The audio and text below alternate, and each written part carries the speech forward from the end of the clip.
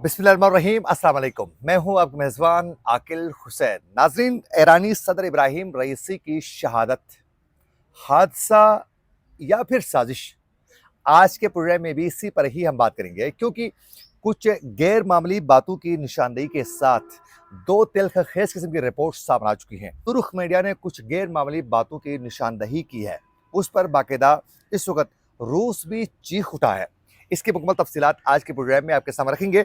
अगर आप लोगों ने अभी तक हमारे चैनल को सब्सक्राइब नहीं किया है तो अभी और इसी वक्त हमारे चैनल को सब्सक्राइब करके इस वीडियो को लाइक करना है और हमारे फेसबुक पेज को भी ज़रूर आप लोगों ने फॉलो करना है। नाजरीन, सदारती कार्रवाई में शामिल 3 हेलीकॉप्टरों में से एक में मौजूद ईरानी एहलकार गुलाम हुसैन इस्माइल ने बाकायदा अपना मौक़िफ़ जो है वो वाज़ेह वो कर चुके हैं। ईरानी सदर इब्राहिम रईसी जिस हेलीकॉप्टर में वो सवार थे, उसके जो पायलट थे वो तीनों कार्रवाई में शामिल तीनों जो हेलीकॉप्टर्स थे उसके वो इंचार्ज थे। जब पे ईरानी सदर इब्राहिम रईसी का जो हेलीकॉप्टर जब परवास करने के लिए वहाँ से वो निकल चुके थे, तो उस वक़्त दोपहर 1 बजे का टाइम था। उस वक़्त मौसम बिल्कुल ठीक था, लेकिन उसके बाद जो है मौसम बिगड़ चुका है।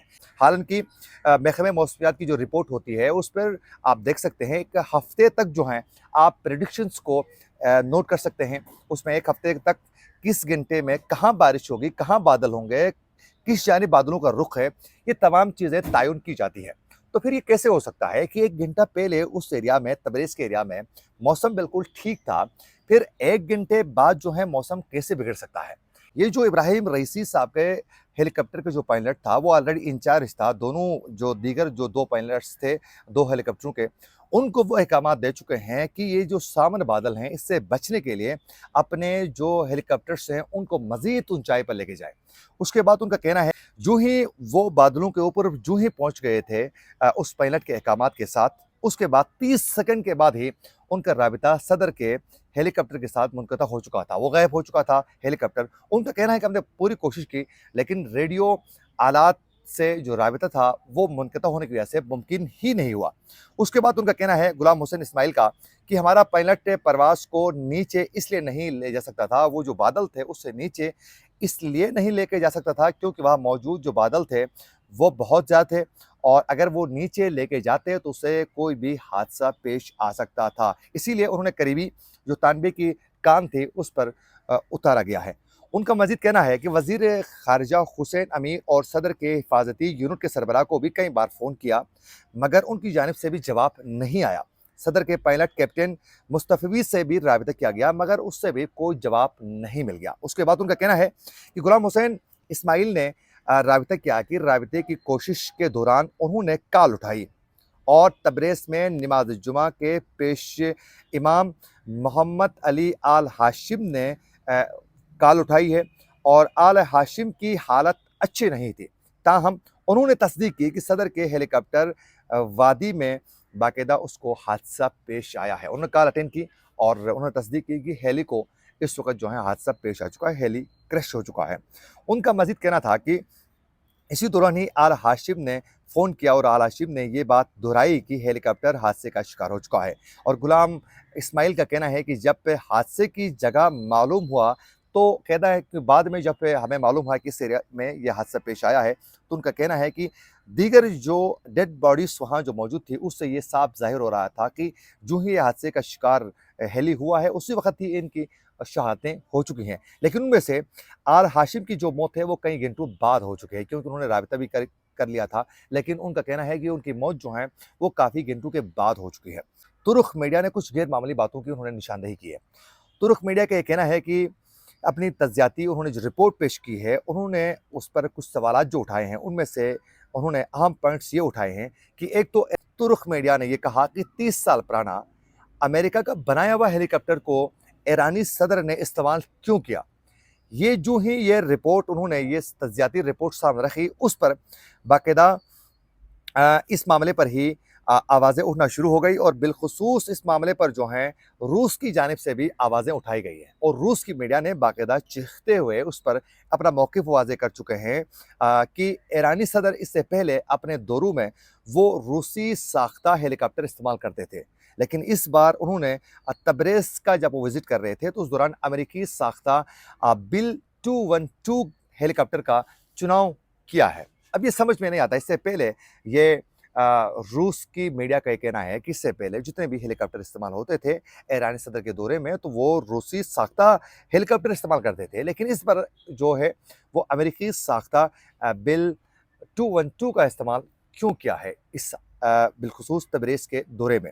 اچھا، آگے اس رپورٹ میں مزید بتایا جا رہا ہے کہ ایرانی صدر کے لیے پائلٹ کا چناؤ ماضی میں اس سے پہلے پاسداران انقلاب کے اہلکاروں سے ہوتا تھا کہ جو صدر کے ہیلی کاپٹر کو چلانے والے جو ہیلی کاپٹر میں جو پائلٹ ہوتے تھے اس کا چناؤ جو ہے باقاعدہ پاسداران انقلاب کے اہلکاروں میں سے کیا جاتا تھا، لیکن اس بار جو ہے پائلٹ کا انتخاب آرمی سے کیا گیا ہے. وہ کیوں؟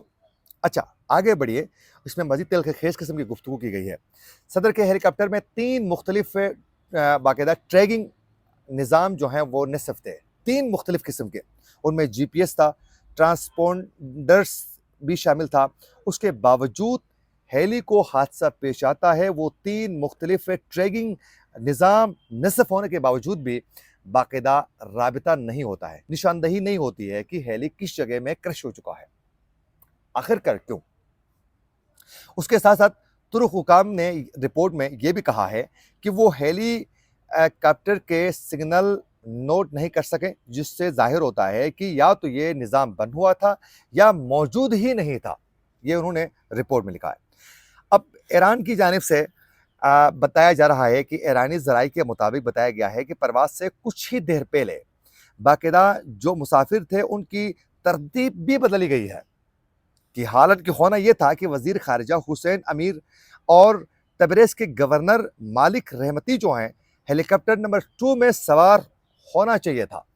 انہوں نے دوسرے ہیلی کاپٹر میں سوار ہونا تھا، لیکن ترتیب جو ہے وہ چینج کی گئی. اور مگر آخری لمحات میں تبریز کے پیش امام محمد آل ہاشم کو بھی اتارا گیا ہے.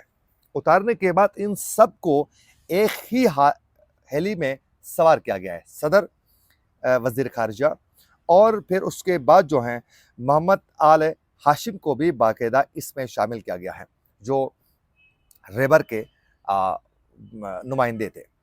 ان تینوں کو ایک ہی ہیلی کاپٹر میں سوار کیا گیا ہے. حالانکہ انہوں نے ساتھ سفر نہیں کرنا تھا، الگ الگ ہیلیز میں انہوں نے سفر کرنا تھا، لیکن ایک ہی میں ان تینوں کو شامل کیا جا چکا ہے.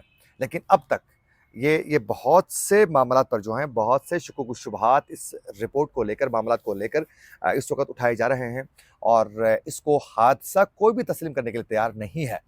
لیکن ایران کی جانب سے اب تک جو ہیں اس میں تکنیکی خرابی کی وجہ سے حادثہ پیش آنے کا کہا گیا ہے. لیکن ساتھ ساتھ آرمی چیف ایرانی جو اس وقت باقاعدہ انہوں نے تحقیقاتی ایک کمیٹی تشکیل دی ہے، اس پر تحقیقات بھی کی جا رہی ہیں. لیکن دیکھنا یہ ہے کہ آگے جا کر اس کی تحقیقات میں رپورٹ سامنے کیا آتی ہے. اس کو کسی صورت جو ہے وہ حادثہ نہیں کہہ سکتے ہیں، یہ حادثہ نہیں ہے.